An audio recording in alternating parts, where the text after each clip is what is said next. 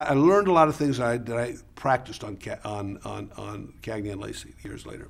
But I'm proud in many ways of Daniel Boone in ways that I'm not of Cagney and Lacey, because Cagney and Lacey I was preaching to the choir.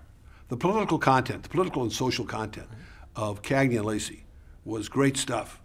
But, you know, my audience were people who were predisposed to believe all that anyway. On Daniel Boone, I was doing the same thing.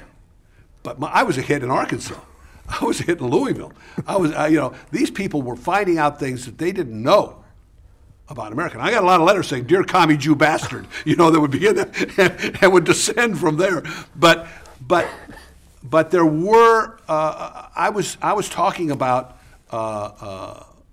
civil disobedience. It was the American Revolution. I was talking about, you know, I would say to my writers, and remember we're doing this in the 60s, I said, this is the American Revolutionary times. Treat America like it's Vietnam. The Americans are the Vietnamese. The English are the Americans. Now, give me Brendan Behans the hostage and set it in Boonesboro. And that's what we would do. The Boone and his guys would capture a young English lieutenant, hold him as a hostage because the English were doing whatever they were doing to the Americans, and the English general would walk in and say, "Boone, you've got to release this kid. I'm telling you right now, there's a serious debate on the floor of Parliament whether this whole country is worth the life of one Englishman.